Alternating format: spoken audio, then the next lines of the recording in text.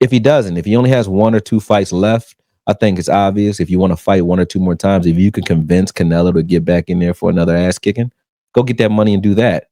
I don't think anybody buys that fight due to the fact that it was so decisive.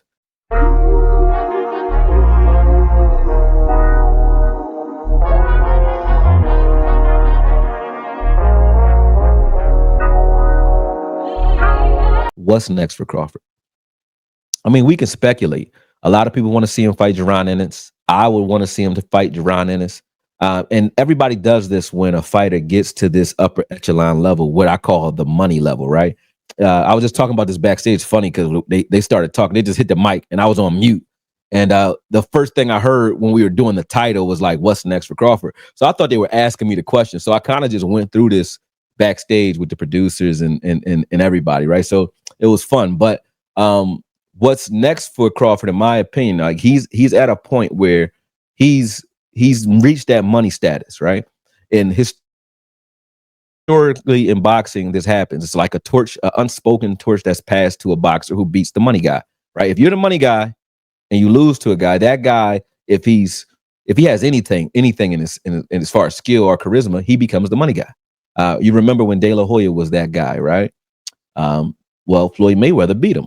Once Floyd Mayweather beat him, he became the money guy. Before that, it was Shane Mosley who beat him. He was the money guy. You know what I'm saying? So, and then when he lost, I think he lost to Vernon Forrest. And then Vernon Forrest was like supposed to be the guy. And he lost, right, to Ricardo Mayorga. And then it's like, okay, we reshuffled everything. But De La Hoya had maintained that for a long time until, I'm talking about $20-30 million a fight. And everybody wanted to fight him because of that, right? And then Floyd took the torch. Well, that torch had got passed around after that. Like Gervonta's one of those guys. In the heavyweight ranks is always money, but Gervonta's one of those guys. And for a long time, Canelo is one of those guys who can basically bless you by fighting you, right? Now that Crawford's beating him the way he beat him, Crawford can now fight almost anybody he wants that's in the top 10 and make 10 to 15 million. So what's next for him is whatever he wants to be next, he can do.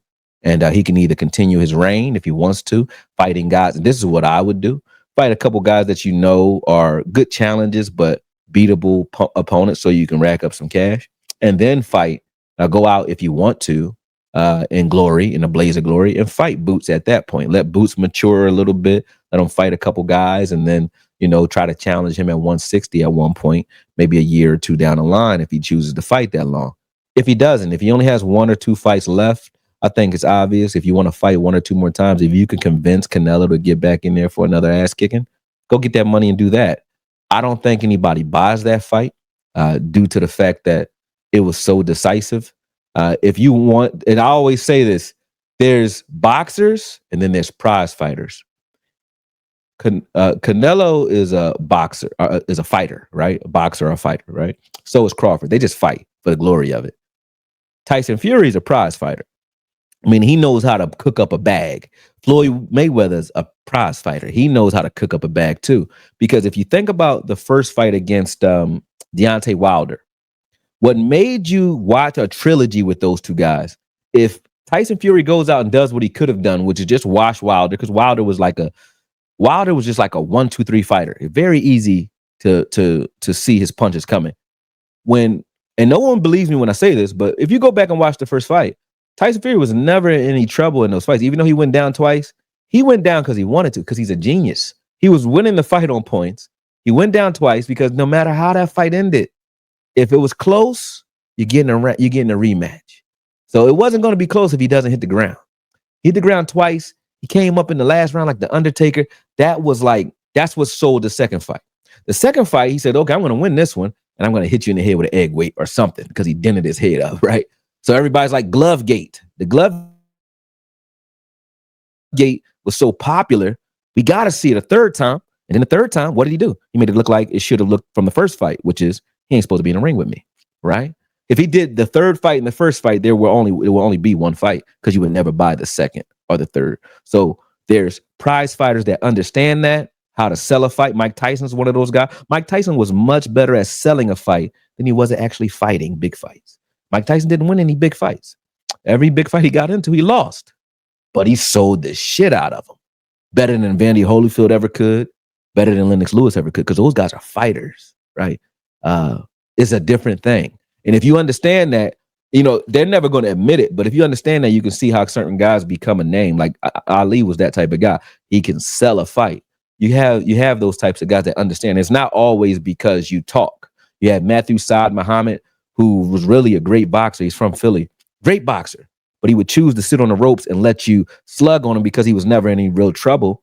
So, well, used to not being, but later in his career start catching up to him. But he would do that because he knew selling blood made it more exciting. We like to see blood.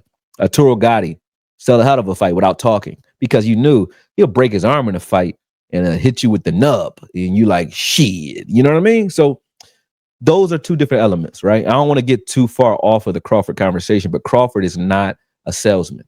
So he needed this type of status in order to sell fights. His skill has to sell, because he's not going to do it with his mouthpiece or charisma.